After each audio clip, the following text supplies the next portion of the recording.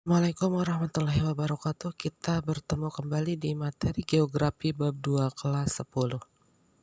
Pada materi kali ini kita bahas dasar-dasar pemetaan, penginderaan jauh, dan sistem informasi geografi. Prinsip dasar pemetaan. Yang pertama, pengertian peta. Peta adalah suatu gambaran permukaan bumi yang digambarkan pada suatu bidang datar dan diperkecil dengan menggunakan skala tertentu. Melalui peta, seorang dapat mengamati permukaan bumi lebih luas dari batas pandang manusia. Ilmu yang secara khusus mempelajari teknik pembuatan peta disebut kartografi. Adapun orang yang ahli dalam pembuatan peta disebut kartografer. Proyeksi peta. Salah satu masalah bagi para pembuat peta adalah bagaimana membuat peta yang akurat dari objek bundar seperti bumi. Salah satu solusinya adalah dengan proyeksi peta. Proyeksi peta adalah teknik penggambaran dari bentuk bumi yang bundar ke bidang datar. Permasalahan utama dalam proyeksi peta adalah penyajian bidang lengkung permukaan bumi ke bidang datar. Bidang lengkung tidak dapat dibentangkan menjadi bidang datar tanpa mengalami perubahan atau distorsi. Fungsi peta. Saat ini peta telah digunakan di berbagai bidang kehidupan sesuai dengan fungsinya. Ada juga yang dapat menggunakan peta seperti untuk mencari lokasi baru yang belum pernah dikunjungi. Itulah salah satu fungsi peta. Adapun fungsi yang secara umum, yang pertama, menunjukkan posisi atau lokasi suatu tempat di permukaan bumi. Yang kedua, memperlihatkan ukuran, luas atau jarak dan arah suatu tempat di permukaan bumi. Yang ketiga, menggambarkan bentuk-bentuk di permukaan bumi seperti benua, negara, gunung, sungai, dan bentuk-bentuk lainnya. Yang keempat, membantu peneliti sebelum melakukan survei untuk mengetahui kondisi daerah yang akan diteliti. Yang kelima, menyajikan data tentang potensi suatu wilayah. Yang keenam, salah satu alat analisis untuk mendapatkan suatu kesimpulan.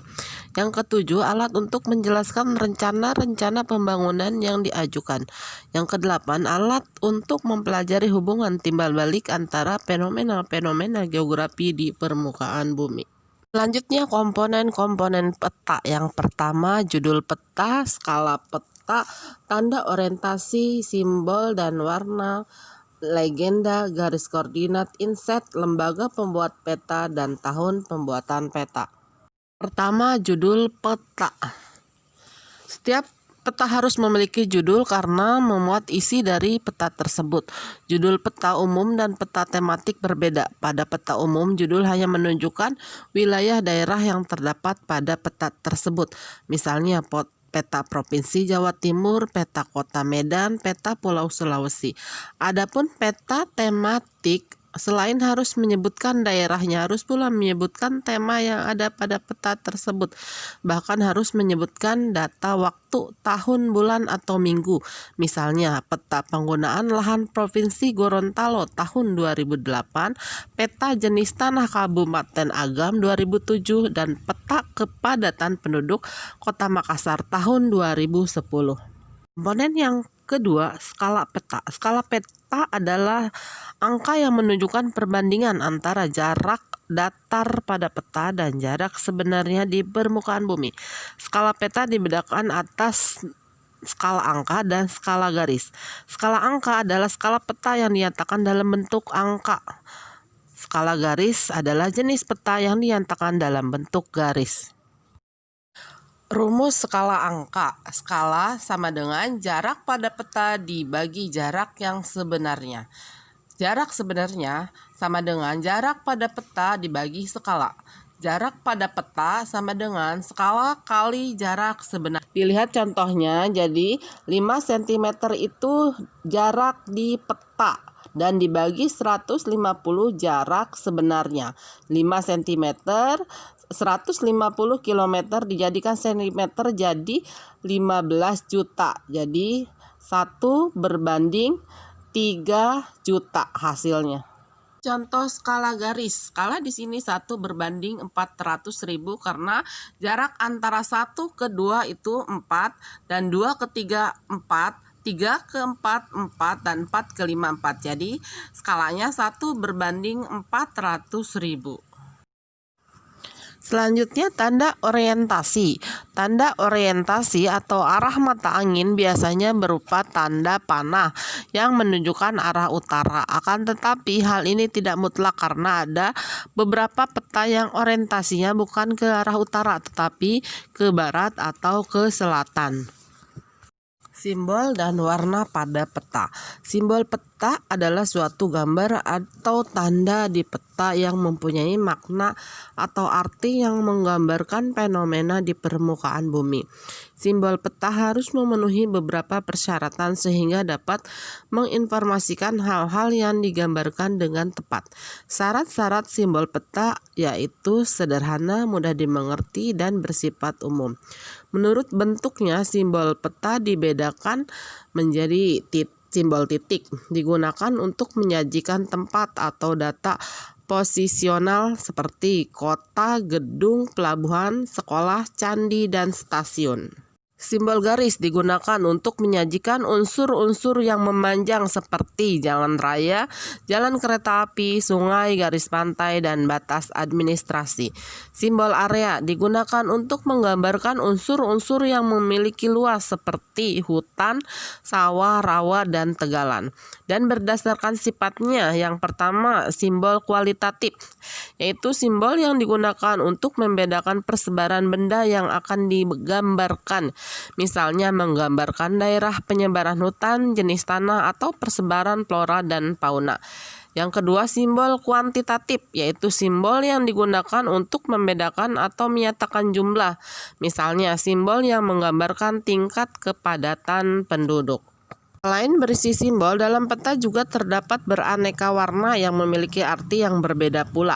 Tidak ada aturan baku mengenai penggunaan warna pada peta. Penggunaan warna bersifat bebas sesuai dengan maksud atau tujuan pembuatan dan kebiasaan yang berkembang di masyarakat.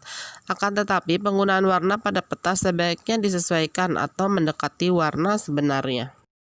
Legenda adalah keterangan tentang simbol-simbol yang terdapat dalam peta. Pada umumnya, legenda diletakkan di sudut kiri atau kanan bawah peta. Keberadaan legenda sangat penting karena merupakan kunci untuk memahami simbol-simbol yang ada pada peta. Penempatan simbol pada legenda sebaiknya dikelompokkan menurut simbol garis, wilayah, dan titik agar pengguna peta lebih mudah memahami dan membaca isi peta. Seperti contoh di gambar, ada jalan utama, jalan alternatif, jalan biasa, jalan tol, batas provinsi, garis titik-titik, ibu kota segi empat, dan kota bulat. Selanjutnya garis koordinat.